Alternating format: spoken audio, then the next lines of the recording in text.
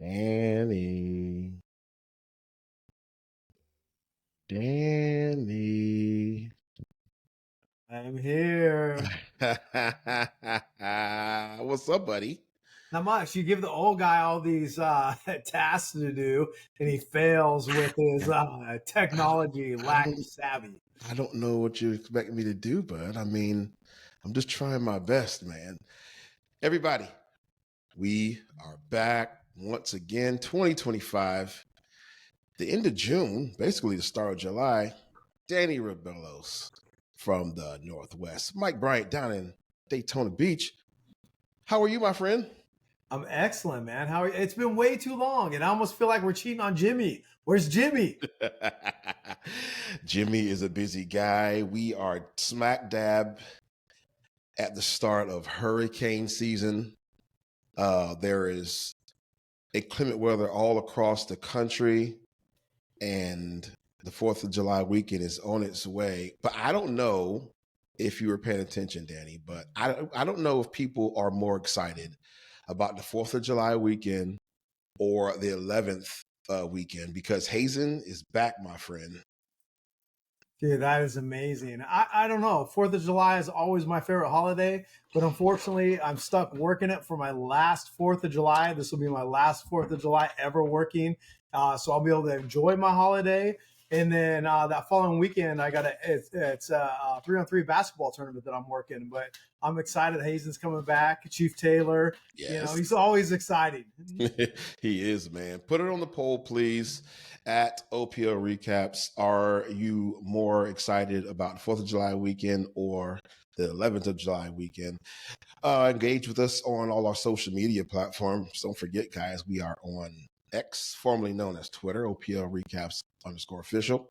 Obviously, we are still current and active on Instagram, same handle. The YouTube channel is popping. Some of you are watching it right now from the YouTube channel. Obviously, we got the Facebook. Danny, we got it all. Okay, we got it all. We're live right now? We're live right now. Oh, I didn't know we were live. I will put it out. We're live, my friend. Oh. We ain't not messing around. I'll watch my language then so you don't have to edit. There will be no edits to this. We will not get censored because I got faith in you, my friend. I do have faith in you. So let us know how things are sounding, how things are looking in the chat. Make sure you are sharing this with your friends and what have you, and let's make this happen. So, Danny, man, I missed you so much, buddy. I missed you too. What are we doing? We got some stuff coming up. Me excited. I got the geek stuff in this time for you. You know what? The backdrop is on point, man. Look at that. Yeah. What are those cans back there? So they're actually they're Funko cans. Let me grab one real quick and show you. So yeah. So they're actually Funko cans. It's based in the city that I work for. Yeah. And so Funko Pops are the little things that you see in the display case back there. It's kind of cool. Like this one's actually an exclusive, I think, and it's worth like $150. But they have these little characters in them. Oh, nice. Yeah. So this is an exclusive one of the Green Lantern one, and so there's only 12,500 made, and then this is a chase one that's considered more value than anything. So nice. Yeah. So you don't want to be touching that thing constantly. You want to keep it wrapped up and keep it in the can, right? 100%. But I'm on vacation, so the only man that can bring me out of vacation to do this is you, because I love you, my brother. I got nothing but love for you, man. And I saw you were in the pool earlier today. You were camping this weekend. What a life you got going on up there. Yeah, huh? Yeah. Our first time taking our Airstream out, man. It was awesome. We did it last year when we were building the house down at Mount Rainier. But it was the first time we got to take it camping. And I mean, it was just a dream. And the wife and I just laid out, spread it out. And it was a good week, man. I'm like doubting whether I want to go back to work or not. So you have 1 week off, 2 weeks off? How many days? So I have 1 week, and then I did work. I shouldn't say that because I worked Friday patrol because they needed minimum staffing. So I went in and worked that. But I don't go back till Monday Tuesday. And then I work Tuesday through Friday. And then next weekend, I got some photo shoots. Been super busy doing photo shoots. So if you want, check out my photo page, Danny Rab 13 Photography, if I can plug that real quick. Absolutely. Oh, on Instagram. Sorry. I only have Instagram. I do have a TikTok that I just started. Did you just start a TikTok too? Yeah, got a little TikTok. I don't even know what the handle is, man. Yeah. But we'll try to do a little something. Yeah, mine's Danny Rab 13-2 on TikTok. You can actually see me. My wife wanted to do that. What is that? Foot chase challenge. Yes. Yeah, so there might be me on there chasing her down. She wouldn't let me tackle her or anything, but we still did good though. She's got a lot of determination to outrun me. Let's say that. Man, listen, I saw that foot chase challenge thing, and you did the editing on that? I did. Oh, that was good. It was good. Yeah. One of the best. Tons of views on that. Man, check out Danny's page because my guy is doing big things. And speaking of big things, we got a lot to talk about. We do. Because there was an intro video that had some interesting photos and video. There was a X post highlighting a couple of things. And if you follow us on Facebook, you saw that Jimmy's wife posted some stuff as well. We're not gonna talk about that, but we know what's going on, Danny. Yeah, we've seen the uniform, we've seen the transformation in his body, we've seen his facial hair change. Yeah. The boy has some big news for you. I'm gonna let him break it. But even bigger than that for On Patrol Live community is the fact that Sergeant Sadler and Officer Serenity Smith from Monroe PD are hitting the studio first weekend back in July. Are you excited about that? Dude, I am so excited. And not only am I excited, but I'm jealous, right? Unfortunately, our department wasn't on long enough to have me make studio. But, Captain Rizzo and I talk all the time. I would have loved to come back. I know you had that honor of making studio, so I'm excited for both those officers, too. They're both great officers. And, as well as I do, we've talked about this, is what we need is officers like myself, yourself. I got a funny story to tell you, too, when you're ready, too. But, nothing better than a great officer making studio. So I'm proud of both those young officers for making it. Huge fans of both of them. And so them doing that is good on them, man. Good Absolutely. on them, right? Absolutely. And I don't know how old or young they are, if they're how tenured they are at their agencies. But I know this. You are an OG, my friend. If you're talking about your last 4th of July, I've been trying to talk him into it, folks. Stay for a couple more years. Yeah. I'm trying to get out there before he leaves so I can, persuade him to put I'm on my 27th year, bro. Nah, you got 30 in you. Come on, man. You got 30 in you, dog. And I'm still chasing these people around, man. So I seasoned some of our young folks on Easter, right? I worked a patrol shift, and this guy sexually assaults a girl in Walmart and outruns some of our young guys, and then I got to catch him, right?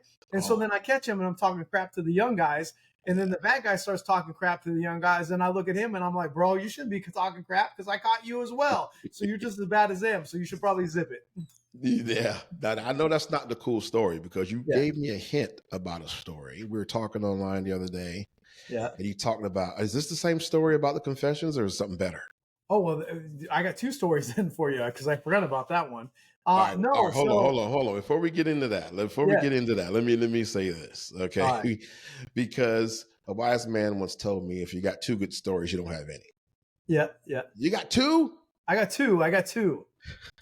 It's like the NFL. If you got 2 but I'm not wise, so I'm just a dumb cop. It's like the NFL. They say if you don't got if you got 2 starting quarterbacks, you don't have one. Yeah. So I want to hear these stories. So let's start with what I don't know, because I know the people want to hear it and we're gonna learn it together. What you got? Well, let's start with the foot chase, right? We're just talking about foot chases, so let's start there, right? So 2002, I lost my first foot chase. And that's almost 3-4 years on. I hadn't lost a foot chase. I was in real good shape back then, and I had some wheels, right? And so this kid, and I say kid because we were both kids back then, he foot bails on me, and I'm chasing him down. I hit a patch of ice, and I slid like 20 feet, right? And so he got away. And so after that, about a year later, I caught up with him again. He had a warrant, and I went up grabbing him. But here's what an honor it is, right? And you and I know this, is you treat people right. Our goal is to protect our community, right? And if that means turning people that are involved in criminal activities, whether you put them in prison or not, and then eventually they come out and now they're a productive member of society, we've done our job, because we've not only protected them because they're an individual, we also protected our community because they're not doing crimes anymore, and then we protect their family. So we do a lot, right? So I get a call last week from our records department that some Derek kid is there to talk to me. And I shouldn't say kid because he's 40 some years old now, right? And so the detective when I'm talking to, I'm like, what's he look like? And he's like, he's some black kid. And I'm like, I never went to school with any black kid named Derek. I don't know what the hell's going on, right? Yeah. So I call him, and before I go down to meet him, because, you know, I don't want to get ambushed or anything, it's that kid that beat me in the foot chase.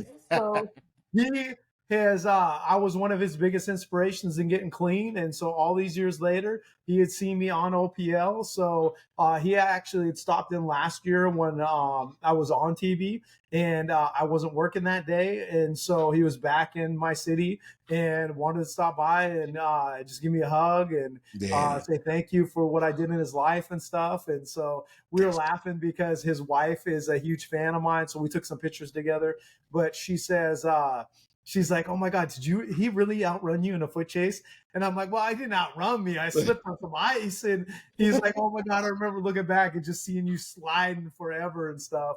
But, you know, that's a huge honor to have somebody 23 years later come in and tell you that you inspired them. And so that's what makes me proud in my career, is not only have I thought that I did that, because sometimes your reality is way different than other people's, right? And so to actually have people come into a police station, as you know, that had been in and out of the prison system, to come back to thank you and give you hugs and take pictures with you, that's huge. And that's what policing should be about, right? No question about it. That is amazing. I know there's some former LEOs, current LEOs watching this right now, and they're saying, man, when I'm 23 years in, or I'm 23 years in, and I don't have stories quite like that. I mean, where does he work? But, you know, I'll tell you, we aspire, if you love this job the way that Danny and I do, you aspire to have stories like that, because that is why we're in the business. I mean, some people get in it for the wrong reason. There are bad apples in every business, but this young man, my friend, Danny Rabelos, is in it for the right reason. I'm telling you right now, guys, check him out. Make sure you're following him and listen to everything he's got to say. I'm not saying he's perfect, but he's a wise sage. Far from perfect. Yeah. In fact, my daughter rear-ended a car the other day, right? She probably killed me that I'm telling you this. And she's so freaked out by it. And I'm like, hey, honey, I've been suspended twice over my career for car crashes. So, you know, and we screw up because we're human, right? And if anybody's portraying that they're perfect and stuff, then they're just not a good person, right? And so I screw up all the time. I apologize for it. I own it, but that's what we do. Yeah. I mean, nobody's perfect, right? No question about it. And speaking of imperfections, Danny, we've got a special guest. Oh yeah. And I'm gonna tell you something about this young man as soon as I let him in. But I want to tell the chat and the people watching that this guy is the real deal. The real deal. He's as true as they come. He doesn't mess around. So I'm going to give him a formal introduction, but I'm going to let him in, and then we're going to talk to him. I'm going to introduce you guys. So, ladies and gentlemen, I want to tell you got your volume off, bud? Yeah. Can you hear me? I can hear you. I heard me for a second. I was like, uh-oh. I was watching YouTube beautiful on my phone, on my computer. That's why. Ladies and gentlemen and children of all ages, the man named Maycon has dropped into the chat. He's on video. Before he goes to Massachusetts, a lot of M's going on here. But Danny Rabelos of Everett, I want to introduce you formally. Tell me, you're not of Pacific Northwest. I didn't say anything other than a city. I didn't say anything, so you don't get me in trouble. Okay. Well, this is my guy, Maycon, the milkman McDowell. Maycon, say what's up to Danny. Hey, what's up, Danny? How are you doing, bro? What's up, Maycon? How are you, brother? Good, man. I thought I was young for a second. I'm kind of old. I'm trying to make this thing work over here so I don't hear the kids screaming in the background. I'm just trying to do the little the transparency mode thing. Yeah. Hey, Mike, he says he's kind of old. And look at him. He's like half the age of me, and you are old enough to be his dad, probably. He's got 2 young kids, Danny. Maybe you should bring your kid in to have you hook that up, bro. He needs something. Now his video's gone. Folks, let me tell you something about One technology. second. This is what my grandma told me before she passed away. She said, when Lucifer fell from heaven, he fell right down into technology and the sound systems. I'm telling you, that's where he is. Yep. There's all kind of stuff going on in technology, man. Me and Danny were struggling to get on here a few minutes ago. You're not supposed to dime me out that I couldn't get on too. Maycon, I couldn't get on either, man. That's why I'm messing with you. Danny, let me ask you something, because you're a very wise guy while Maycon's getting it together. Where does the origins of dime me out come from? Because I'm wondering, if a dime was a lot of money back in the day, is that what people were paying to snitch on people? Is that where the phrase dime me out comes from? You guys know? I actually honestly never heard that. I got a producer here somewhere. Can you guys see me? We can hear you loud and clear. Folks, Maycon, let me get you an introduction, and then I'm going to let you go and chat to the people, because we saw something last night that was sentimental. We saw something that was pure. We saw something that was 100% Daytona through and through. This happens whether the cameras are there or not. So, folks, Maycon McDowell is a guy who I had the pleasure of I guess, being introduced to. I wasn't his supervisor at the time. Yeah. I heard the legends of this guy, a baby-faced guy from Brazil, that had fire and spunk, and he brought something new to Daytona, the swag. And I got promoted, Danny, and he was on my first shift. And I'm telling you right now, we talked about this last night. We talked about it before off camera at the end of the show. But VCAT was born out of the shift that me and Maycon used to work on. We've had crime suppression teams to form, things of that nature. But Lieutenant Hampton was who's over VCAT, was on my shift. I was on that shift. Maycon, Carl Smith, so many different people were on that shift, and all we did was tore the city up in the middle of the night. So VCAT is in his blood. He came from that. So I want you to introduce to some and present to others. My buddy Maycon McDowell. Maycon, tell the people your origin story a little bit, where you come from, what you're all about, and where you're headed. No problem. Can you guys see me? We got you. All right, baby. West side all the way. We don't play. Daytona Beach, baby. 386. Hey. Yes, sir. Hey, my family's wild, man. You know, I had no reason to become a cop, no business in becoming a cop, you know, but God is good all the time. All the time, God is good, man. You know, thank God I had a mother who was my hero, you know, came to this country, $100 in her pocket, you know, say less, you know, nobody's like my mom. So I was born in Brazil, Rio. It's a combination of Florida, like the Wild West, the Wild South, and New York City and Boston. It's crazy. You know, growing up, my dad got killed by cops, robbing banks, you know, all that. So I never really liked cops growing up. You know, always have that kind of edge, you know, because in Brazil it's different. But then, you know, as time goes by, you know, you get older, you mature. As you mature, you know, you're able to make your own decisions. And that's one of the things that I always used to connect with people in the community. Because sometimes, you know, I'm not talking about Daytona PD, but you see cops all around that all we do sometimes is point fingers, you know, and we don't expect somebody to turn their life around. We point fingers and you're doing this wrong, we're doing that wrong. But I can tell you from my background that I didn't know anything better than lying, you know, cheating and stealing and this. Now, I didn't know any better. I grew up around the environment. And a lot of times we judge the youth thinking that they should know better. But in reality, when you're born and raised in a shithole, you don't know anything but that. You know, so that's where that's where I come from. And thank God my mom had the courage to come to the United States, $100 in her pocket. And that changed the environment which I surrounded myself with. And I became the product of my environment. I went to, you know, a Clinton High School in Massachusetts, a bunch of kids playing sports and reading books. You know, that was the thing. You know, in Brazil, you know, I'm not saying that I did anything, but I know drugs and stealing and all those things. It was the hype. That was the thing of the moment. I went to Massachusetts, you know, changed my environment. Guess what? I became a police officer.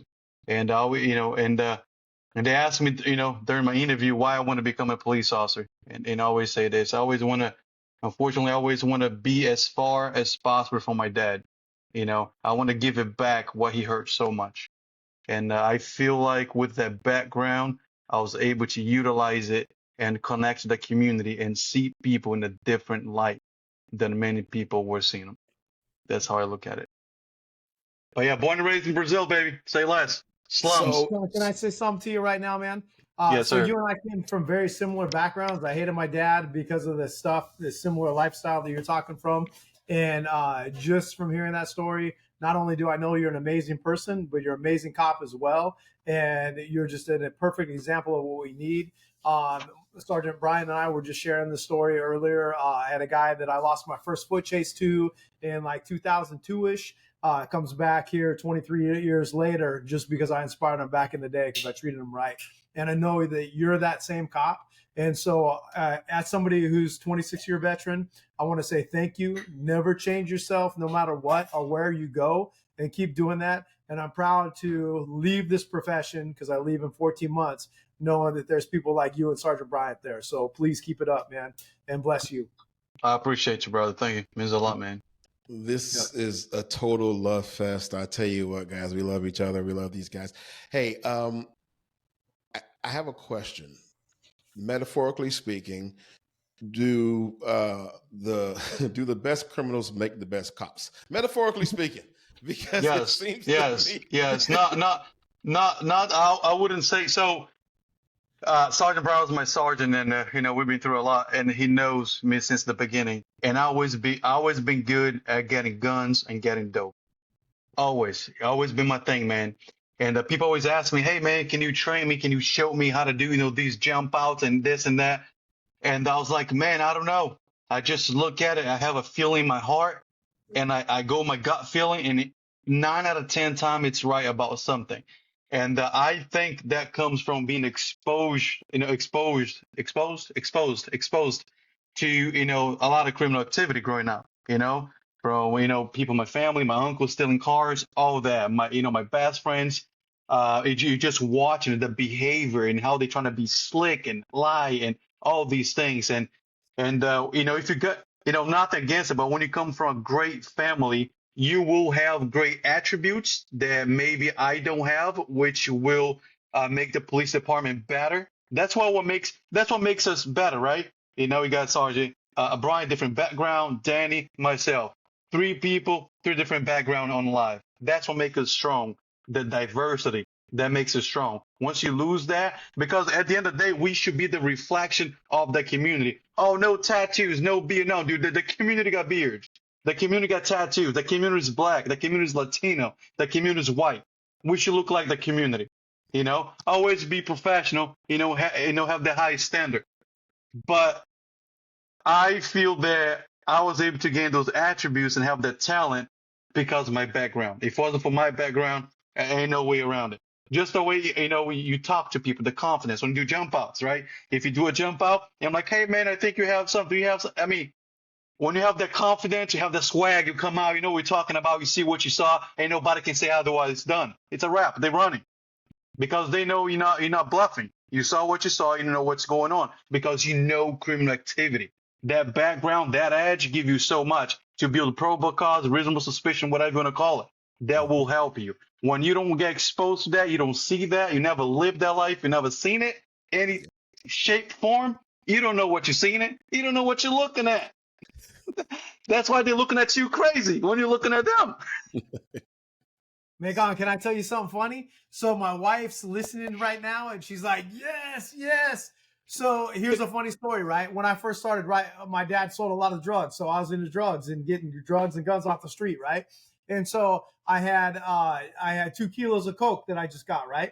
And a senior officer comes up to me and is like, I don't understand why you got all this dope all the time. You get these big loads. I just stopped this doper car over there. And I started laughing at him. And I'm like, you think this is funny? And I'm like, yeah, you just stopped some poor dude and you associate poor with crime, which is not true. And because I grew up in the environment, I know what to look for. And so what I explained to them is even if this person has drugs on them, they got to use their amount. And that's not what we're looking for. We're looking for that bigger things. But just as you said, if you didn't come from that community, you don't understand. And it's just mind blowing, right? And no disrespect to any officers I work with over the careers, but same thing, right? Mom and dad paid for everything. They went to college and then they come in and they got no life experience. People like you and Sergeant Bryant, they have so much life experience. You make so much better cops. And just listening to you, I'm a huge fan of you, man. It's amazing. Both I you guys. appreciate. I'm I fanboying get. over both of you right now. Hey, I have diffused so many situations, man. I stopped people before, and I always get there, not always, but a lot of times I get there, hey, you stopped me because, I'm black, African American, whatever you want to call it. You stopped me because I'm Latino, I'm Brazilian, you stopped me because of this. We hear that a lot, and that's the reality of a community. And then I always like to dig it. Why do you feel this type of way? Because you guys stopped me because, you saw that I was this color or whatever. And you guys, and a lot of times I get this too. And one of you shot my brother, and it wasn't even Daytona, it's some play sales, And my background, I was able to diffuse situation. I'm like, hey man, I might not look like you. You might see my last name and think I'm this and that. But let me tell you, my dad was shot the hell out by cops in the back as he was running away, right? And I choose not to be a victim. I chose to be better. I chose to put God first, have faith, trust my mom got $100 in her pocket, come here and turn my life around. Because if I stay a victim, life's gonna crush you, buddy. If that's what all you have, because at the end of the day, the country, nobody owns you nothing. God doesn't owe you anything. You're either gonna step up, or you're either gonna get up on your feet and move forward, or all you're gonna do is allowing the devil to take it away from you.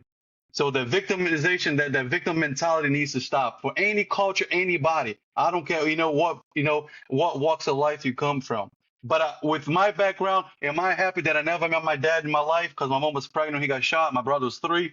No, I always had this huge void in my heart. Growing up, I was never able to call another man, a father. I was never able to even love another male, which is weird to me. When I see growing up as a child, I see my kids in middle school, holding their dad's hand, which is a male figure. I honestly, I'm not going to say that word here because it's 2025. But honestly, looking at that, I thought it was fragile. It was fragile. It was weak. You love another man. You know what I'm saying? That's weird. That was me. Why? Because I was never exposed to that. So having that background helped me to build some good relationship to the point that we arrest somebody, and a couple times he fled from us, and the last time after he went through the whole system, came back out, we were able to have a sit down and talk because I actually bought my truck from him. He used to work, at one of the dealerships. And I bought my truck for him and everything. And then we had a homicide, and I was able to solve the homicide because of this dude. You know what I'm saying? So why? Because your background open up doors. It's like this. Like I go to Brazil right now, just my face, just who I am. That's a passport. I can walk any slum. I can walk anywhere. You come from some different walks of life, you're gonna get blocked.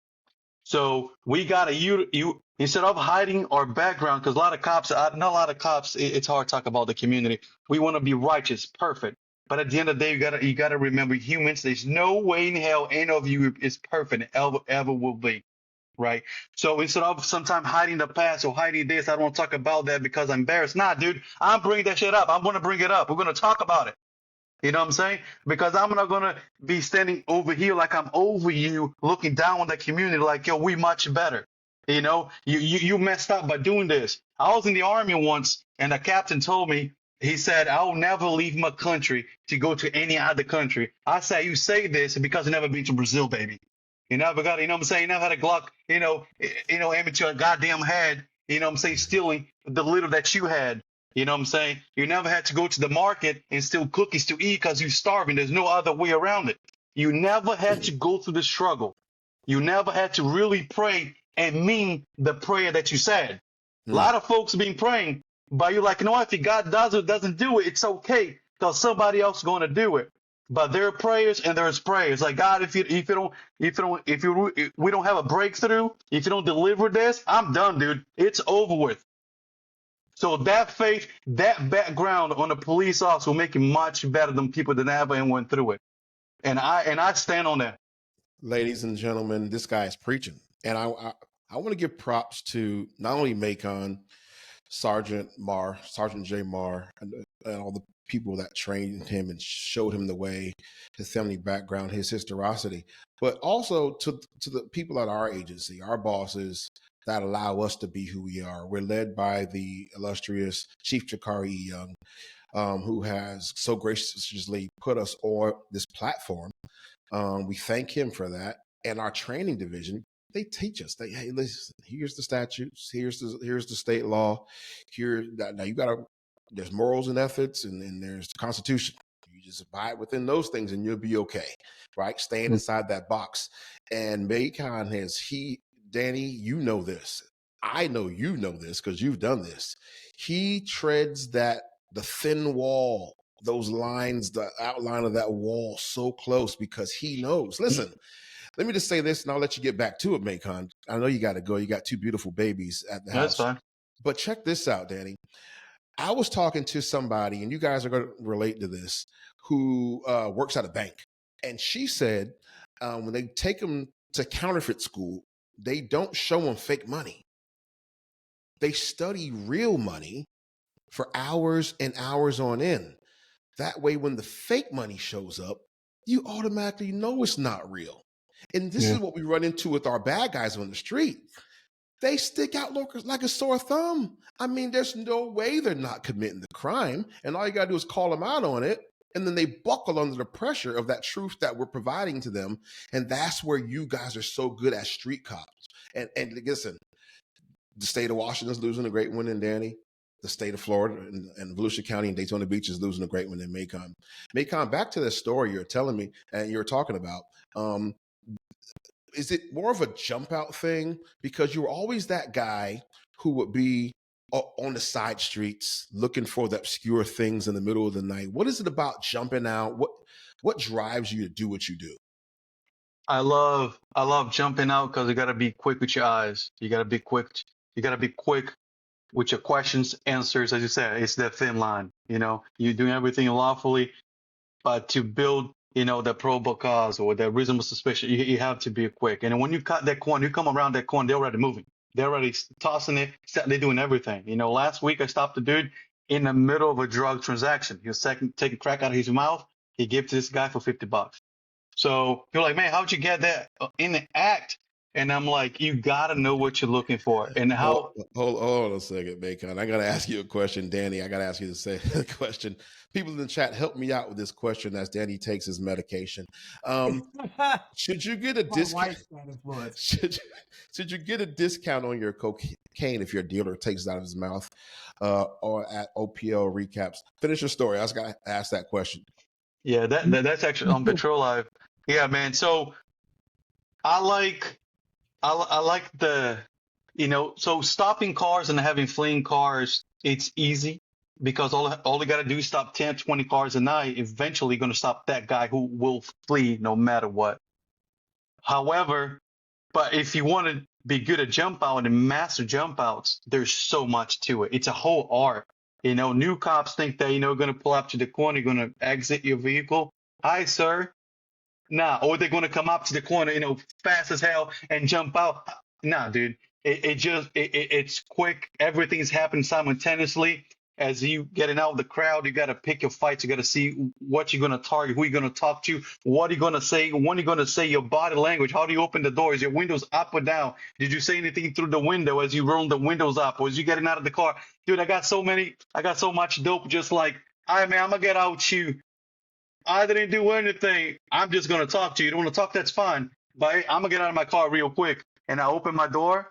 He doesn't have a consensual count. It's fine. As a police officer, as a citizen of the United States of America, I'm able to exit my vehicle wherever I want to, and just walk, do a park walk and talk. So I stop my car. I open the door. As I'm getting out, I already know he's going to toss it. I already know. Dude, I just peek under my arm, check the review mirror. This dude starts a whole bag under my own car. And that happens over and over and over again. It's I don't want to give all the tricks, but I had the new guys driving me for the past couple weeks. And if you ask them, when you see them, they go like, man, jump out, jumping out with people. It's an art. It's insane because you're dealing with people, man, not cars. Cars, I get it. but dealing with people, group of people, and trying to get who's who. You know, I had one running yesterday or the day before, and what they did was they saw me come around the corner and they call me Bullethead because I'm bald, and they always ask about me. They're like, "Yo, is Bullethead working today?" So I come around the corner, and the old school guy, long dreads, he got like he looked like a whole cookie, crack cocaine, you know, whole cookie. And then he tossed it on the grass. And as soon as I'm coming around the corner, one guy pretty much already took off running, you know, the whole distraction technique. I ain't got nothing on me, I'm gonna run. But when I looked at him, I was like, running from the police? And the law doesn't, that's lawful.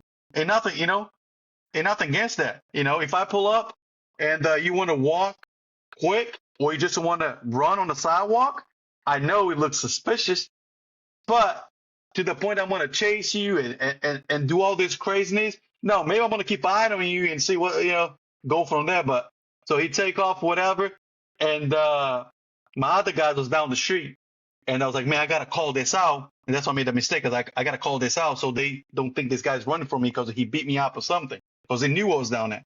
So, man, I turned my body around like, hey, man, I got one running. But I think they use this as a distraction. I'm going to dig the grass because I think the old school guy over here just dumped some. Hey, that's jump out, baby. As I look this way, as I'm turning my body, everything's gone. Everything's gone. They already picked that up, and I think the old lady in the chair that was like, you know, legally blind, just sitting in the chair and sipping whiskey. POP, hold it down, man. All I know is the side of my story. I don't know any other story. So Maycon, you said two important things here, right? I was working patrol on Sunday, and I told one of our younger patrol guys, because he was asking me about proactive policing, and I said, you just kind of could do it. First thing I told them is get off the artilleries, right? Because all the bad guys know the cops are hanging out on the artilleries because they think that's the easiest pitch. Your dudes that are moving your bigger product, your guns, your whatever, they're on the side streets. And you know why? Because they want to avoid the police. And then when you jump out on there, just like you're saying, another thing that's great too is, because I used to do a lot of interdiction. So I worked with an anti-crime team that's very similar to your unit, right? So we did a lot of the same things. And so if you ask somebody, hey, and we all know, all three of us sitting here, you can tell what kind of drugs they're on, right? So let's just say that Sergeant Bryant's on crack cocaine, and he's not on crack cocaine. I'm using this for example, right? But I know he's a crack user, right? So I'm going to say, hey, Sergeant Bryant, you got meth on you today? He's like, no, I ain't got a meth on me. You got weed on you today? No, I ain't got weed on me. You got methamphetamine? No, I ain't got weed on me. You got crack cocaine on you? No, I ain't got crack. Yeah. And I don't mind telling these people because psychologically they cannot avoid it, right? And so then he told me that he's got crack cocaine on him. And then I'd be like, Sergeant Brian, where you keep your crack cocaine? And it's just like when we're off duty, right? How many guys are carrying guns that are cops off duty, and then they check their weapon all the time to see if it's still there, right? So then you sit there and you tell them, hey, Sergeant Brian, where you carry your crack when you have it?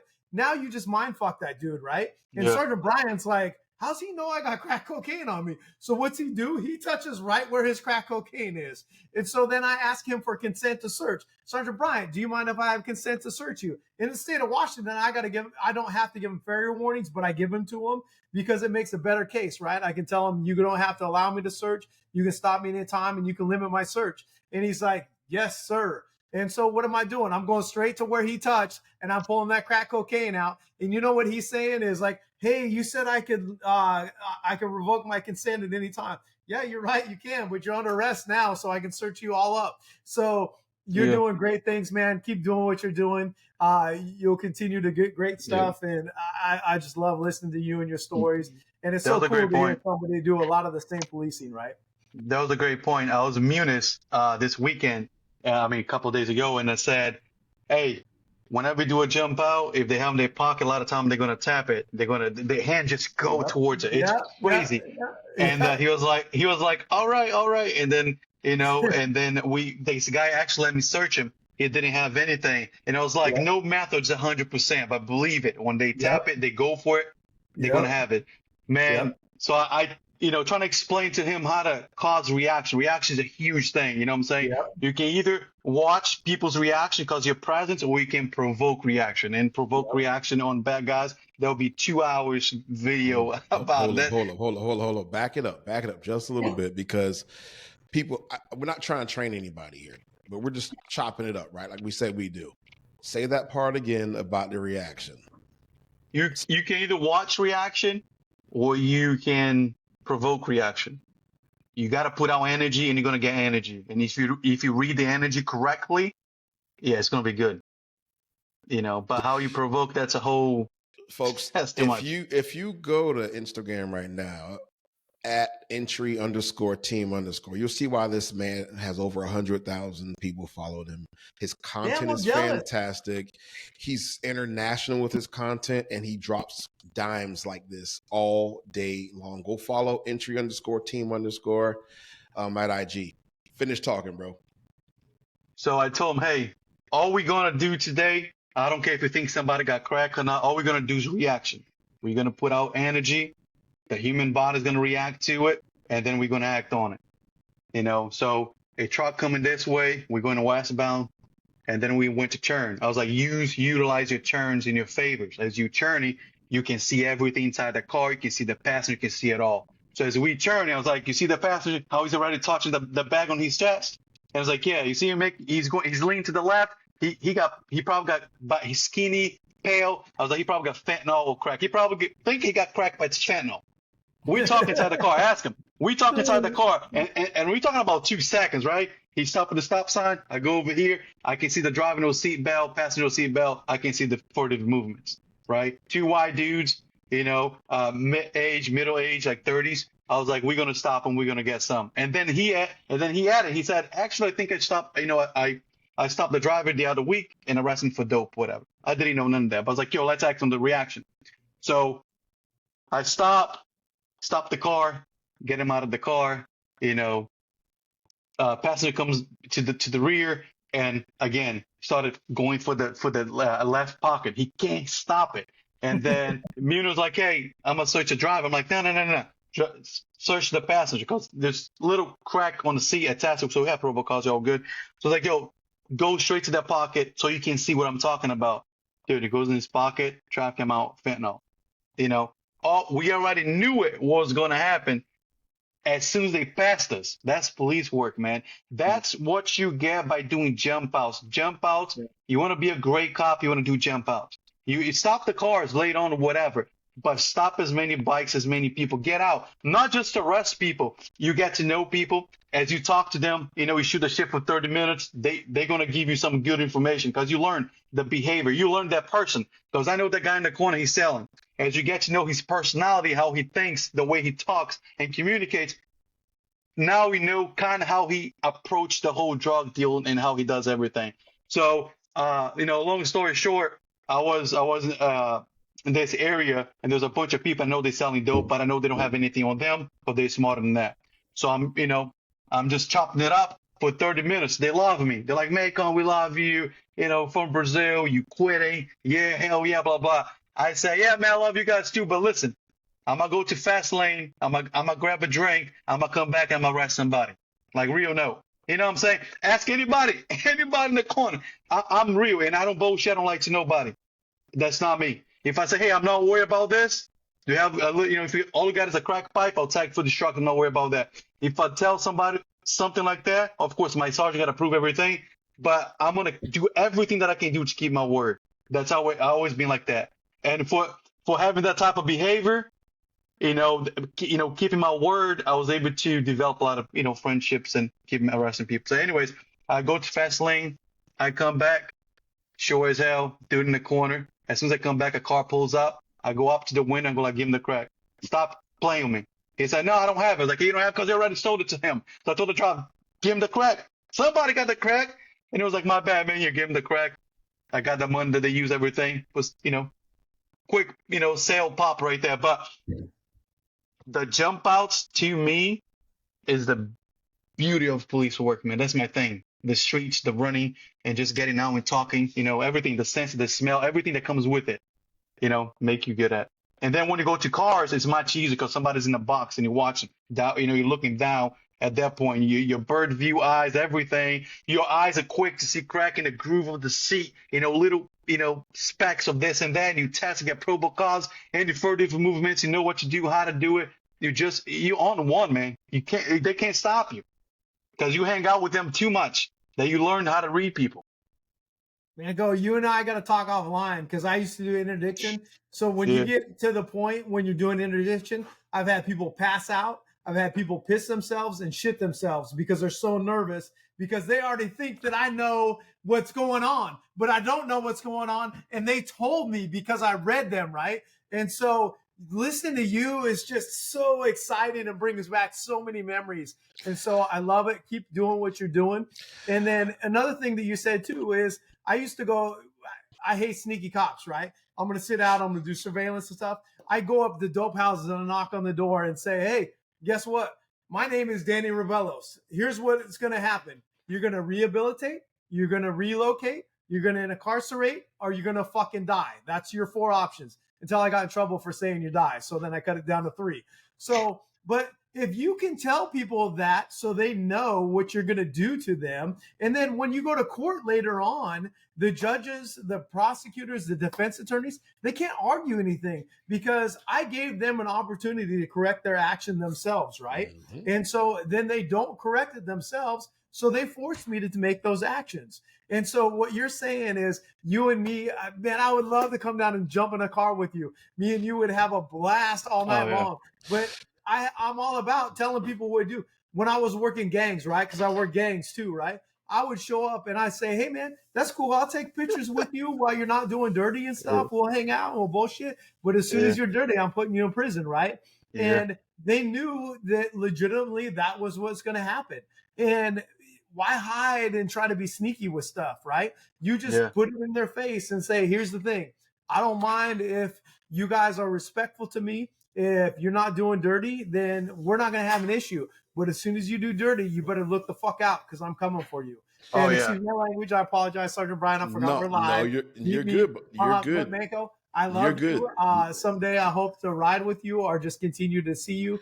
Please keep doing what you're doing. Be safe during all of it. And you're an amazing human being and you're an amazing cop. Appreciate it. So seriously, my wife is just cheering for you right now because she's seen what I've done for so many years. And to hear what you're doing, I'm like, oh my God, maybe I shouldn't retire. Maybe I should keep doing this. Hey, one quick story. I was brand new, and I had Sergeant Brian in my car with me. Hold on. Before you tell the story. Sergeant Brian, you need to be quiet, man. Don't go. We're going to tell the story. Hold on 1 second. We're jacking your show right now. Before we move on and tell that story, put it on the poll, please, at OPL Recaps on Twitter. If you met Maycon or Danny on the street, would you poop yourself? All right, go ahead. Tell the story. Hey, I was brand new. I had Sergeant Brian in my car. I don't know what was going on, but he ended up in my passenger seat. I think we do a little overtime. And, man, I'm coming, eastbound on 92. I passed King, Martin Luther King. And, hold up. That was real quick, why is Martin Luther King always a shithole in every city you go to? Put it on the poll, please, at OPL Recaps. Is Martin Luther King always a shithole? Hey, I almost down Martin Luther King, by the way. I was in love Martin CID. Luther King, but why is it always problems on the street there? I was in CID that when we were in the car. I wasn't a sergeant at the time. So go ahead, tell the story. I remember it. So he's in the car with me, whatever, and then we going eastbound. Man, I was being a squirrel. Like I can look at this car right here, and I want to stop this car, and I got a violation, but nothing on earth tells me that I have to stop this car. I'll flip on a dime, man. I'll turn the whole thing 360. I ain't playing. I always been like that. So I'm driving, and I always follow my gut feeling. I'm still alive. I think that's my gut feeling. So I'm eastbound on Speedway. We go through King, and I'm telling Sergeant Brian, and say, hey, man, we're going to stop this car right here and blah, blah, blah. And it's like, all right, let's do it. And then I look through my review mirror, and I'm like, oh, man, those headlights look good. That car is good. Leave the car. All I saw was the headlights, man. That's it, right? We bang at you trying to get behind the car. They flee, bail out. Dude, it was holy shit. I was like, headlights. We couldn't even see the car. That was script. Now I still remember that day. That was wild, man. And you were Kicking the door, trying to driving. get the dude out of the car. The dude You were didn't want to come driving. out. Yep. You were driving my CID car. I remember that. And then the other dude trying to jump out of the car. And then we kicked the door to put him back in the car, so we had control of the whole situation because we were just trying to come out of the car. So we just shut the door. Dude, it was wild. I'm like, man, just a pair of headlights. That's what that's what it would do to you. And we had so many situations like that, man. So many. Just the instincts.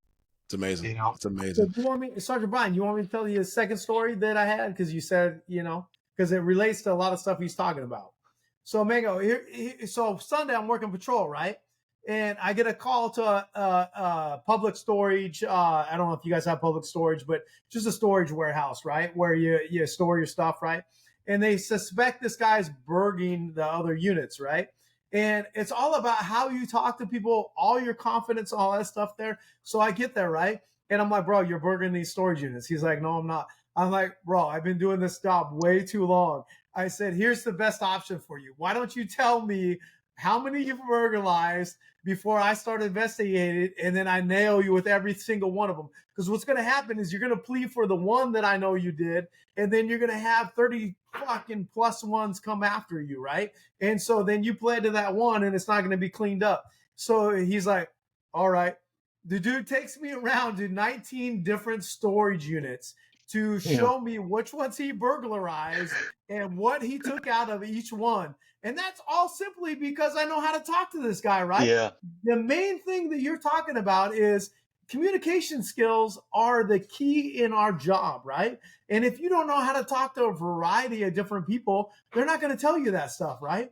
And so here I am, the sergeant's giving me a bad time because he's like, you're not a detective anymore. I'm like, yeah, I know. And then this young cop that's out there with me, he's like, why does that guy talk to you like this? And I'm like, because I'm real with him. I'm like, hey, here's the thing is, you can tell me now or we can screw you later on and you can get a bunch of shit, right?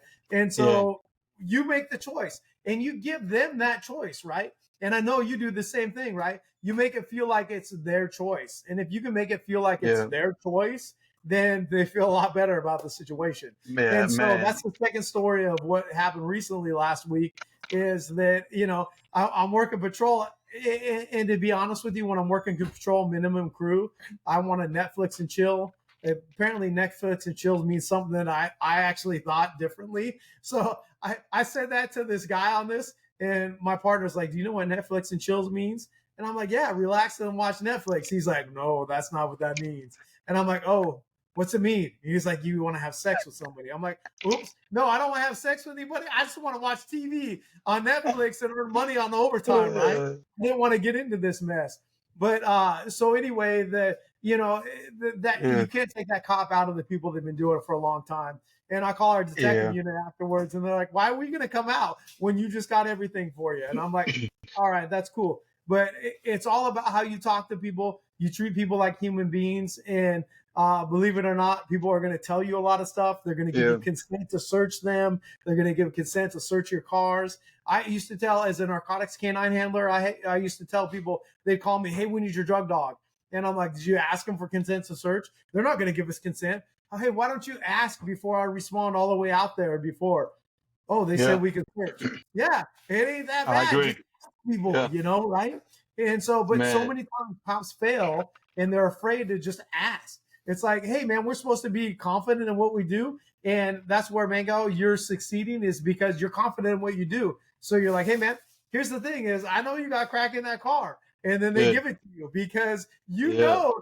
And when you present that confident, they know that you know. And there's no way out. I'm going to give it up. This dude knows, right? So applaud you and keep that up. Appreciate You're a hero. Both you two are heroes to me. I appreciate you, man. Hey, you ask Carl.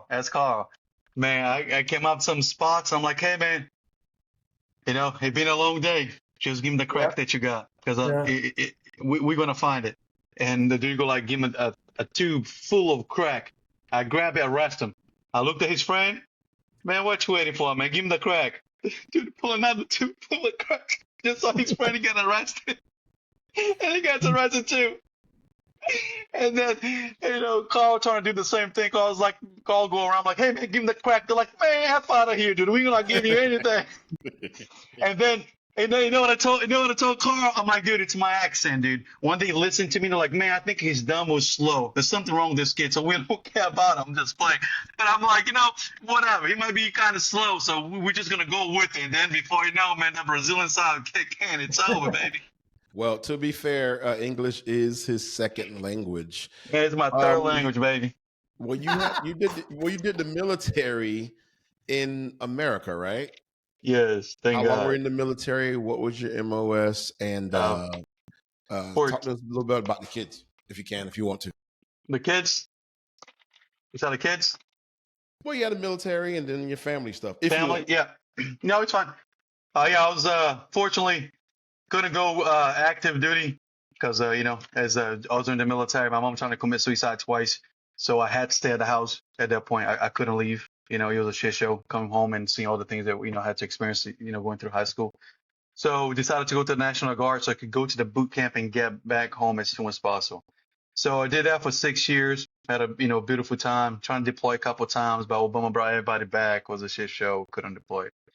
But then, after all that, everything I've been through, I had the blessing to have 2 daughters.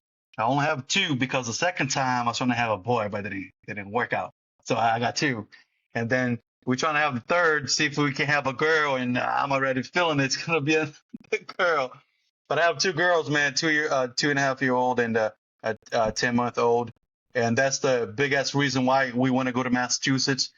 Stay close to the family. I'm from Brazil, and we had a big family, man. For Christmas, barbecuing, everything that we did, every gathering, it was full of joy and games and energy. It was great. So that's the reason why her whole family's up north. So we want to move the kids up there. Because, people go like, hey, Massachusetts. For guys, people that don't know, I went to Clinton, Mass. I pretty much spent half of my life in Massachusetts. So I know how it is, the snow and everything. I worked outside all day. So, but, in Florida, it's 100 degrees weather too. My kids can go to the beach. It's 100 outside. You know what I'm saying? They can be barefoot outside or walk into anything. So and I like the snow. I like the fall. I like the different seasons. I dig that. And, I don't want my kids to grow up and be on, iPad and a TV because they don't have anything to do. They can only play with this thing so much. You know what I'm saying, with a toy or whatever. Unless you buy a toy every week, they lose interest quick. So I want to go up there, be around family. If I'm working as cops, we work Christmas, we work a bunch, but we got the grandparents, we got the uncle, we got other people the kids can go with and have fun and still have those and still celebrate those holidays if we have to work. How you gonna teach them to surf in Massachusetts, bud? We got Cape Cod, baby. You never heard of it? It's beautiful. New Hampshire. It's an hour and a half away, but it's beautiful. What you got to do, I'm 10 minutes from the beach, right? I'm Palm Coast, across the bridge right here. I'm in the water, so it's nice to have that. But let me tell you, with all the work that we do, I go 2-3 months without surfing and love being in the water because. And I'm 10 minutes away. All I have to do, and I got a pickup truck, put the surf in the back, go in the water. If you don't like, come back home. I waste no time. But what we got to do up north is just, have a purpose. You want to surf, whatever, get the fam, let's go, And if you do that once a month, you're good. I like nature, man. And one thing that I like about, Massachusetts, just the forest, what I'm saying, just it's like, the countryside, it just, I feel like Florida, it's growing a lot quickly. And if we don't get a good governor, the next one, because DeSantis can be a governor again, whether you like him or not, at least he's hard on crime and this and that. But if we get somebody not good, not tough, Florida's going to be California, if not worse. That it will never happen. We're not going to turn into Washington and California, none of that. We won't do it. I refuse. How many states that that do real police work? Florida was still able to do that, right? Chase people on the foot, stick cars, tell people how it is, be professional, I get it. But sometimes it can be, hey, man, like yesterday when on Patrol Live, I said it. We arrested this kid multiple times. Big Steve fleeing from us multiple times. He racked out once. I thought he was dead. He almost killed him, but was fleeing. He go through the system. Y'all just step him the wrist and let him go on a bond. Now he's fleeing again. What about he killed the whole family this time? But why are we able to get him? because we're able to stick it. We do professionally the right way. We're not doing anything recklessly, but because the experience that we have, we able to, project a lot of it, a lot of things that people are going to do and be in the right place, the right time, stick it and get them. But hopefully going to yeah, be away from sight. yeah. In the chat, they're saying that the water is not the same in Massachusetts. I 100% agree because there's no sharks. Well, there are sharks in Cape Cod, aren't there? Actually. Oh crap! Yeah, You get sharks up there. Yeah, though it's cold up there, man. But also in Massachusetts, I feel like a chicken wing. It's 9 degrees. The water's 9 degrees. It's 100 outside. You go inside the water, you want to get out. You outside, you want to go back inside. Tell them what happened today when you went to the beach. Oh, yeah, I went to the beach today. Yeah, lightning and everything. Dude, last week, 3 people died. He's struck by lightning, right, in Volusia County. 3 people. This guy was in his honeymoon, and he said, guys, listen. If you're from Florida, you got to listen. If you ain't from Florida, you got to listen too. If you come to Florida, the South, and you see a lightning 5 miles away, take that as a bullet. It will catch you. So what you got to do, you in the water, get out. You got to go. Listen, give me 10 sharks around me down Ponce Inlet, New Smyrna. To surf there all the time, see sharks all the time. I don't care. But I see a thunder. When you hear thunder in Florida, it's the Lord telling you, son, get out. You know what I'm saying? I ain't lying. I'm not lying. If you hear thunder in Florida, it's Jesus telling you it's time to wrap it up and go home. It's done. Daddy, you see what I have to deal with? You see what I have to deal with? Hey. Can I ask a question? Because here's the thing. I've never been to Florida. So October 24th, right? We having a watch party? So October 24th, I'm coming to Florida. Whoa. This is insider information. Are you giving the people a little something? I'm coming to Florida. Oh. And so am I going to get lightning struck and freaking You might. You heard it here first, folks. Danny Rabelos and his wife, Michelle, are coming to Daytona Beach for an alleged watch party. Maybe. Is anybody in the chat involved with this alleged watch party? If you are, put it in the chat. If you want Danny to be there, put it on the poll, please, for me. I'll save money. Put it on the poll for me, please, at OPL Recaps. When you hear thunder, is it the voice of Jesus telling you to get out of the water? Yes. I can't wait. I cannot wait to get to Massachusetts and hang out with you because we're going to have a ball. In fact, I think we'll be chasing horses. You're going to be the wildest dude in cows and horses in Massachusetts.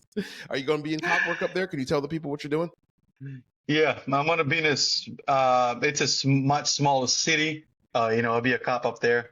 It's like countryside. I mean, they consider like mid-size. I could be lying, but I think they're like 60 cops right now. But they're growing. They're very young. They're growing. The chief's a nice dude. Young too. So we put some young folks, leading the way. I love it because they have vision and they have the desire to do better and leave a place better than when they got there. Then older people, they're already out the door. I know they're sick of it. They've been there for too long. So we got a new chief. We got a lot of young cops. So they definitely want to put in the work.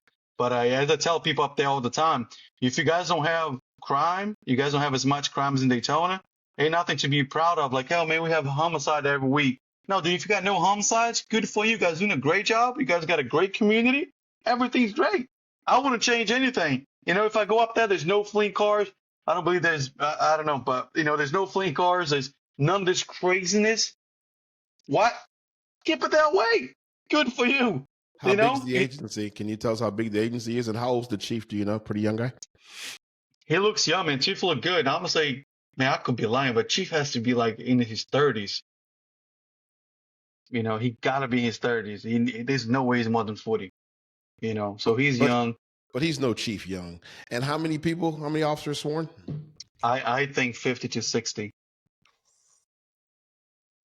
Okay. And that's mid-size because a lot of departments up there, they have like 12. Someone like Clinton, they have, I think 12, 15. The other one had like 20, 30, But then you got bigger departments. But 60, I feel like it's mid-size. How far outside of Boston is it? Oh, man, now you got me. It's 45 minutes away from Boston. Okay, roughly But 45. geography, Can I speak on that real quick? So I come from a department of 225 people, right? And what has always driven me crazy over my career is departments of our size, right? Pooping on departments that are smaller because, oh, they don't have the same stuff. That is not true. Every department, no matter what size it is going to have the same problems, right? You just got to find them. And you know what? McDow is going to go up there and he's going to find these problems and he's going to make that city so much better. And he's going to inspire these young cops. So don't downplay that it's a smaller department than what you work for currently, because it doesn't matter. Every city, no matter how small. I live in Kingston, Washington, which is a small town. You know what? It has the same problems as the big city that I work in. So, McDow, you go there, you destroy it, you keep doing the stuff that you're doing, and it doesn't matter. Don't let some big city cop tell you that, hey, because you're working for a small department, you don't have the same experience, blah, blah, this and that. I get sick of that stuff. Because you know what, you're going to experience that same stuff there, and you and I and Sergeant Bryant, we all know that. So go there, experience it, and keep doing what you're doing, man. I'm freaking proud of you, and achieve that dreams you want. Give your kids the best of your life. If anybody that's in this profession, I'm a recruiter, right? And I tell everybody, do not become a cop. And they're like, well, wait a second, you're the recruiter. What are you talking about? And I say, well, don't become a cop. What I mean is, don't make that your lifestyle, right? And you're a beautiful man because you're talking about these two beautiful daughters, right? Because those are your life, right? Being a police officer is not your life. That's a job that's going to give you the benefit of those kids and take care of them. And you're moving to a location where you feel is best for you and your family. So you should always be proud of that, man, and take care of those beautiful kids.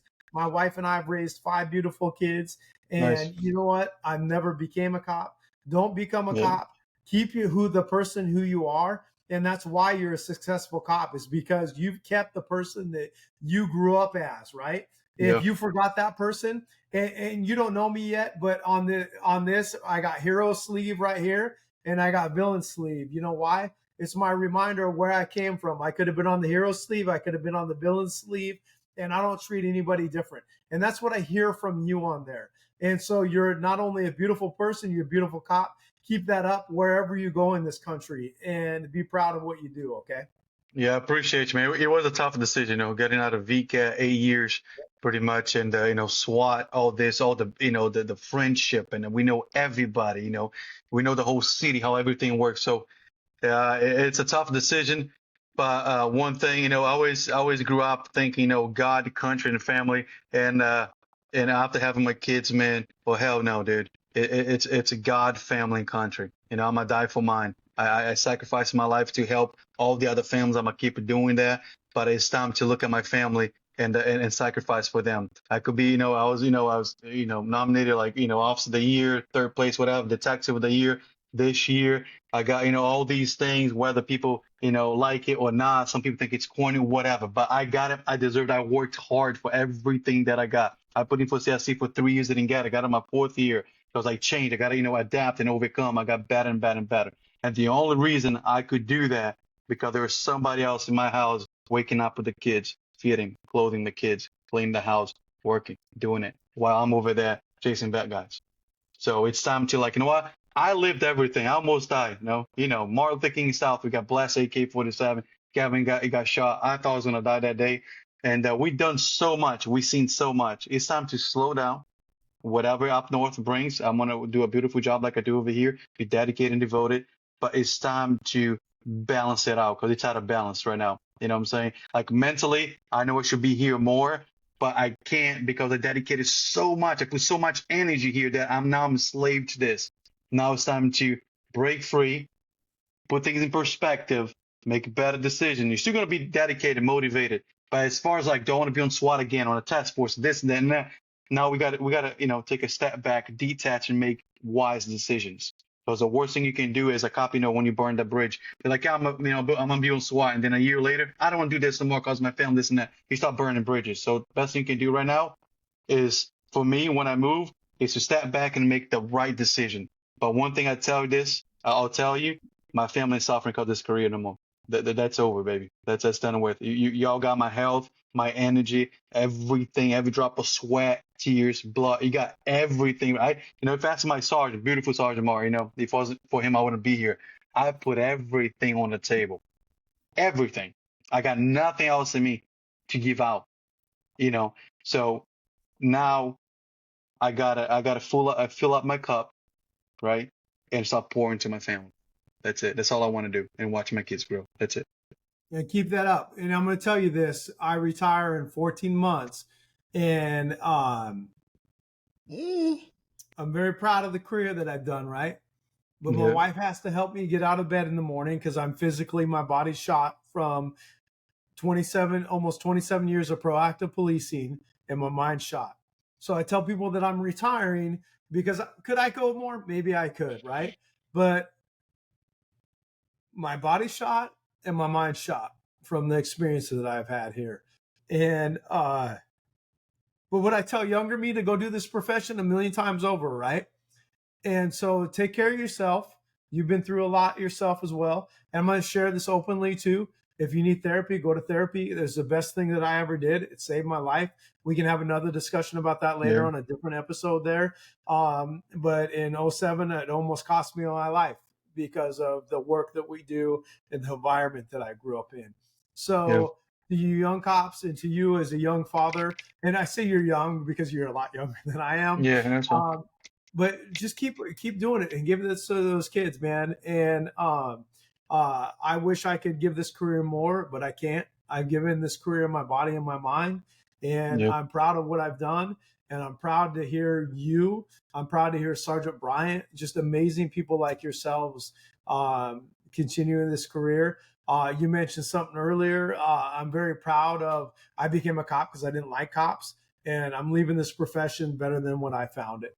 And you talk about that too, and just continue to do that. We can always just do better for a lot of times. I work in the state of Washington, and Sergeant Bryant talked about this earlier, right? And I get frustrated that two things I get frustrated with is, right, we are our own worst enemies as cops, right? If you ask any cop why they became a cop, they're going to tell you to protect the community, right? But then they quiet quit or they leave this profession. So if they do that, I tell them you're a fucking liar. That is not true, because I'm glad that this job's, so when you started, your box is way out here, right? And now society's changed, so your box is here. So true people that became cops to protect people, you don't quit on your community, and you don't quiet quit, or you don't quit on your community. You step up and use all four corners of those boxes, just like McDow does, Sergeant Bryant does, and you protect this community, right? And you protect those people that you love. So I will argue all day long with any of these cops that say, I can't do anything anymore, blah, blah, this and that. And I always tell them, well, that's kind of funny, because we got several proactive units that are still using force. They're still chasing people. Me as a recruiter, I have more use of forces than our patrol officers. And you know what? I'm not going to prison. Neither are these other officers, because we know what we're doing. So if you became a cop to protect people, ignore all this noise that's going on around us. In whether it's our department, you got senior officers that are bitching. And that's the worst, right? You get these senior officers that are bitching, and most of those guys, you guys have a ton of experience. Most of those guys are bitching. They never did anything in their career anyways, right? And so, but why did you become a cop? You became a cop for your community. Don't ever forget that, and continue to step up for that community. And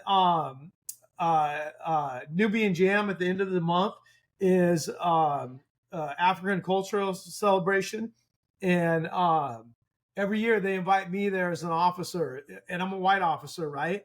And that's the most humbling thing ever to be. And I apologize for being emotional, but to be, I wanted to bring trust to communities that didn't trust people. And as a white male, to bring trust to the Black community, so much so they send a specific request for you every year. You've done, and you've succeeded. Now, I wish I could go on way more than I can. I just can't physically or mentally anymore. But please, anybody that's a cop that's listening to this, McDow, Sergeant Bryant, please never forget that who you work for. You don't work for the cities that you work for. Anybody that tells you that I work for the city or work for the taxpayers, fuck you, man. Because you work for your community. You swore an oath to protect your community. I don't care if it's a homeless dude that's laying in the street. That's a human being, and your job is to protect that person. Or if you're the richest person in the world, like Jeff Bezos, protect them. And don't forget that. And I apologize for being emotional. No, you're fine. You're fine. All right, good. Both of you have pulled on heartstrings tonight. Maycon was preaching and teaching, and you're doing the same thing because that's who you guys are as people. Maycon, I know, like I said, you got things to do. I don't want to hold you up any much longer than you have to. Or I know you got stuff to do tomorrow and turn the equipment in and all that good stuff. Is there anything more you want to say? Tell the people before we can do this again whenever you want, man. Because you know how easy it is, right? We're a phone call away, man. You got it. But if you got something more to say to them, go for it. So I want to leave with this. As cops, a lot of people is going to watch, the live. They're going to see me on the live, and you're going to think, not all, but most going to think it's corny to have a page, an Instagram page, corny to do all these things are corny. I'll tell you this, man. We got to make it normal to cops to speak, talk, seek therapy, all that. We got to stop putting this energy out there. Everything that cops trying to do better than just being a cop locked up in a car for 12 hours is corny. Can you still hear me? Yeah, we can hear it. I don't know. My camera turned off. Can you guys see me? Yeah, we can hear. Oh, now I'm back. Oh, because I think Sarge just got on a different page. He was showing you a beautiful page, bro. So here's the deal. So I started my page on the Instagram because I stopped a car full of people from, I think it was Guatemala, and they wouldn't look me in the eyes. I know the guy who was driving didn't have a license, but he couldn't look me in the eyes. The female was looking down to the ground. Man, I felt like shit. Maybe I'm biased because I'm an immigrant. I get it, but I felt like crap. I was like, these people just fear me so much. I'm a human. The reason why I stopped you is not to crush you, arrest you and just bury you in this hole and bring hell to your life, right? If you're a bad person and I find that out, you're gonna get what's coming. But if you made a mistake, a normal human mistake, or you drive without a license or whatever, and that's just me. As a cop, I'm going to do everything to teach you the right way to fix things and get things right. And I don't want the people to look at me, stare at the ground, and not can look at me in the eyes because you fear what? As you said, I got sworn in to serve the community. That's what I'm here for, and we can't forget that. And for other cops to see other cops communicating through social media, old school guys are watching this. If you don't get with it with social media, you left behind. Ain't nobody, and that train's gonna be gone. Those days that cops go to work and come back and nobody hear about it, nobody see anything, what they do, what they talk, those days are gone. Everything's on body camera, everything's on TV, every mistake that you make, everything's on patrol live. And that's not a bad thing. That's a beautiful thing, right? If anybody from my community, from Daytona, is watching this video right now, they're like, wow, I didn't know Maycon was that person. I know he believed in God. I know his daddy got shot like that. I know his family was like that. Damn, he had it just like I did, if worse. So the communication is everything. It's not to be famous. I got 100,000 followers. It's not to be famous, to humanize the badge. I'm a human just like you. I got 2 kids that I worry about if they're going to be fat tomorrow or not, if I have a job or not. I got to do the right thing. I have the same concerns of you, as you. So that mentality, the cop just a bunch of monsters just out here to harass people and do this and do that. Those are all lies.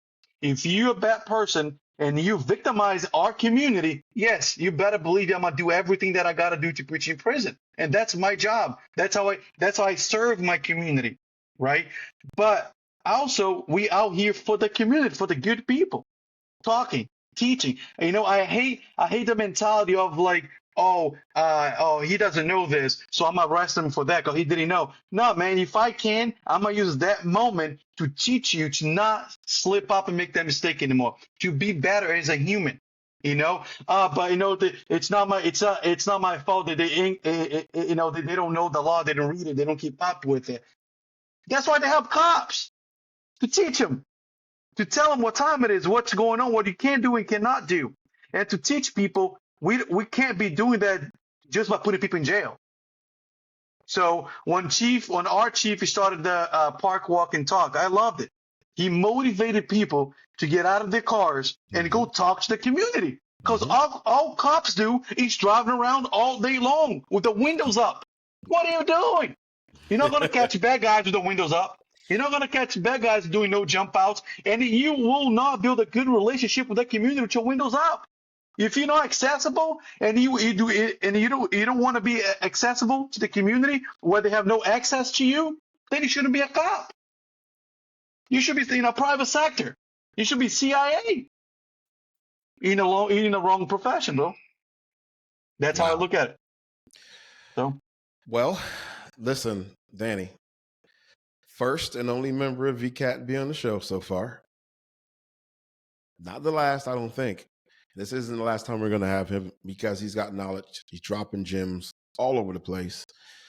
He's a legend in his own right, not just in his own mind. Maycon, man, we appreciate you. Last night was phenomenal. You can get this link, share it on your page to your 100,000 subscribers. Maybe they can subscribe and get involved as well. We'll do this again, man. I miss you, buddy, already. I love you, man. Yeah. Thanks for coming. We had some great times. Charlie West was wild, baby. We did, man. We did. we had some fun. Thank you so much for having me, Danny. Sergeant Brian, thank you for having me, man. It's a pleasure. I'm all about, having the social media, have the exposure so people can get to know who Danny is, who Sergeant Brian is, what cops truly are. Children of God, just like everybody else. Amen to that, bro. Thank you very much. You're an inspiration to me, even after doing this long. And one of the hardest things for me was actually with 26 plus years is actually doing social media stuff and all that stuff. And so you're right, because it needs to get out there. I have a friend of mine that was a former LA Laker that he knows that I've been doing what I've been doing in the community for a long time. He's like, why don't you share that out? And I'm like, because it's nobody's business what I do, because I just do it because it's the right thing.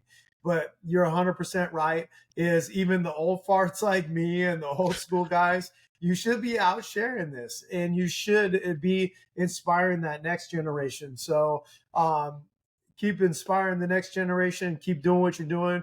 I hope you get 2 million followers and do great things. All right. And take care of the beautiful family. And maybe someday, hopefully, I can meet you as well. Yes, sir. I'll see you guys next time. Thank you. Thanks, Sarge. Appreciate you. See you later, bud. See you later. Bye-bye. All right. Bye. Danny. Wow. I know, man. You made me cry. And then to see somebody that, listening to his stories, it was bringing back so many memories of stuff over my career. Yeah. We could have talked all day long, and I apologize to see somebody that said that me and McDow could talk a lot.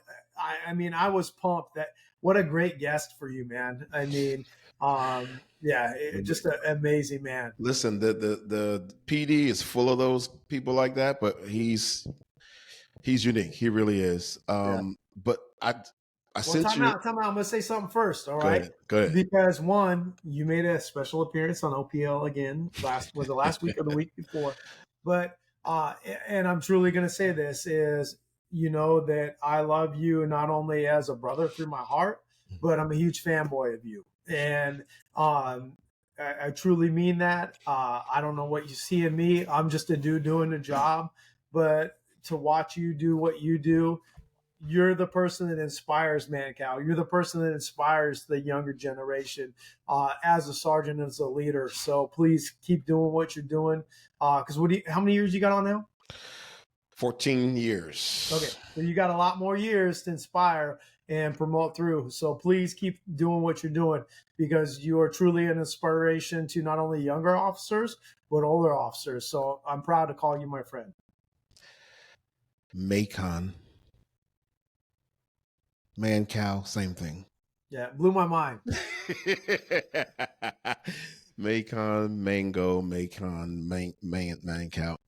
He's gone now. It doesn't matter. He's probably still listening. We love you, buddy. Yeah, and I love you too. We didn't even get to any of the good stuff, folks. I know, right?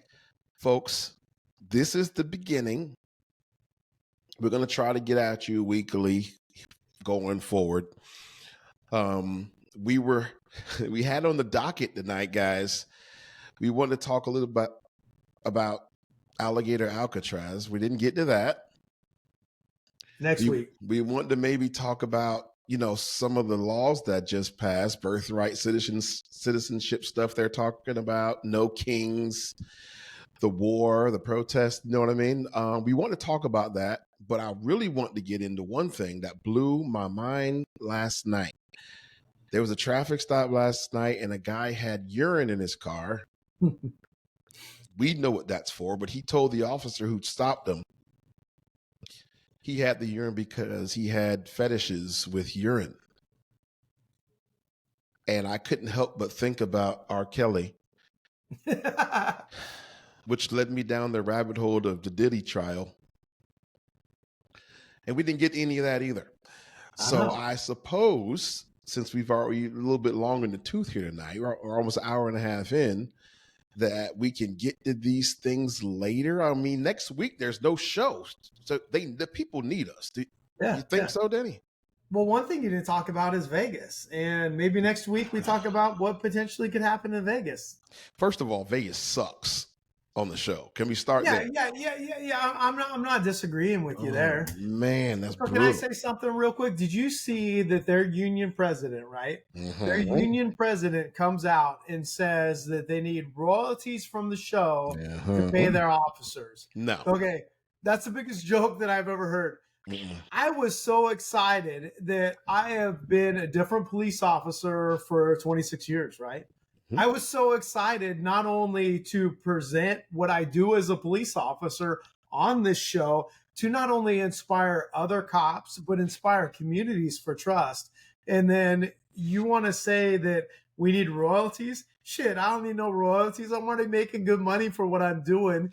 And that was my biggest, I was like, that's just ridiculous. But there may be something else happening in Vegas. We'll leave it up in the air to maybe talk about later, but perhaps we got to figure something out. Figure it out. I'm very disappointed in Las Vegas. When I saw those posts that came out weeks and weeks ago, I was like, "There's no way this is going to work." I know, just like and I said this before they ever came on the show. I said there are logistical issues. You will not see the Vegas Strip on the show. People weren't listening to me, and I knew it would make for a little bit of a disappointment. Yep. But the city's so big; it's a metropolitan department. Yep. They're all over, and a lot of people don't know the Strip isn't even Vegas. Nope. It's Paradise, right? Or something like that. Old Vegas and all these other places are different. And LVP. Old Vegas is cool though. It is. I love it. That's where I go. It's wild over there. But we might be down there at some point together. We should do a live show from there and see if people recognize us even. That might be an interesting trip for us all. Guys, you know what to do. Would you like to see that? Would you like to join us in Vegas? You got to let us know. See if people want to see us there. People have been talking about something like this, Danny, for years. They've been talking about an OPL cruise. Yep. I have been to visit several people from the show. Yep. So, who knows? I may end up in Vegas with you this year. When it's not so hot, maybe. Maybe us and Rizzo, or I don't know. Maybe some people. Maybe we've been talking about it. Who knows? Yeah. Who knows? Who knows what's going to happen? It's likely going to happen. If it does, we'll go live. We'll do a show from there, do some content. But that cruise has got to happen. You been on a cruise recently, Danny? I'm afraid of boats, man. I take a ferry every day. And I actually get motion sickness some days when it rocks too much. It's too small. So, you got to get on a big ship. I know. Well, my wife's also afraid of them. I took a picture. So when we're cruising across from Seattle, because I live on the other side of the water from where I work, these big boats. I'm like, how they even float? I take a picture from the ferry, and she's like, those creep me out. And I'm like, I know, it kind of scares me too. So but a cruise we should do. So let's make a deal. Okay. And you guys tell us if we're doing this the right way. I go to meet Danny and possibly Rizzo in Vegas. Yeah. And then I'm coming to Florida. So I'm coming to Florida. So if you want to meet me in Florida, come meet me. I love meeting people. Let's go. And I'm gonna tell you something else. I'm gonna bring another special guest for the watch along too.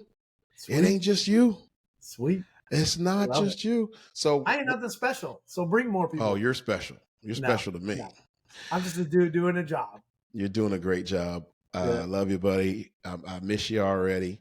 We're going to make this work. Thank you for hanging out with me tonight. Give Michelle my love. Give her a kiss on the cheek for me.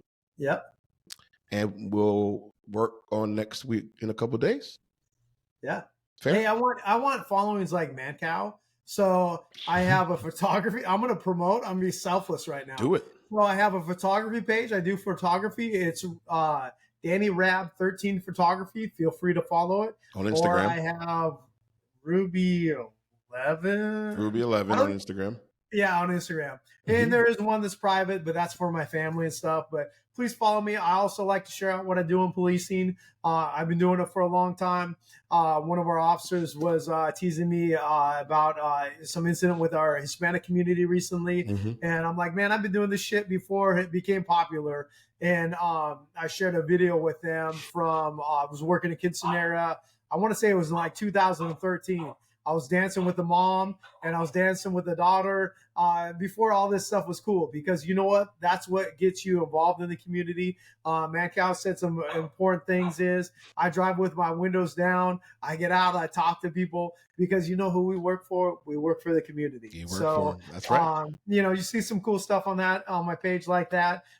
So please check me out. If you don't want to, that's cool. I appreciate everybody that's been supportive of me since I went on OPL and then since meeting you all. And I never thought I'd end my career this way.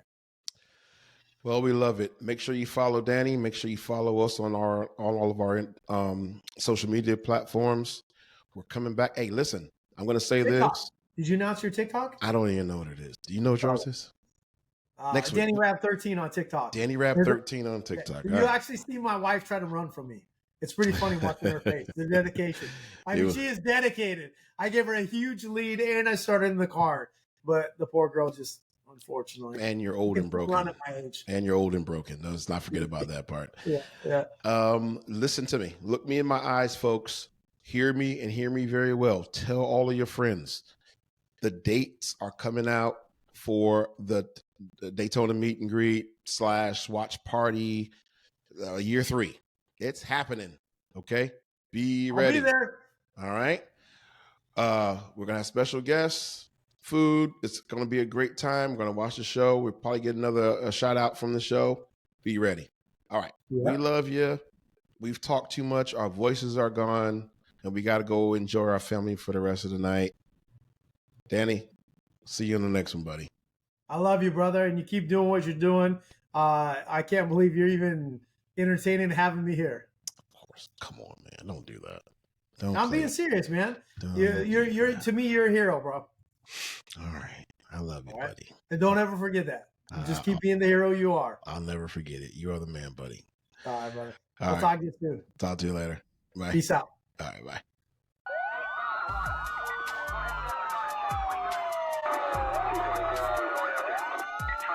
Out there and 25 left you out there also.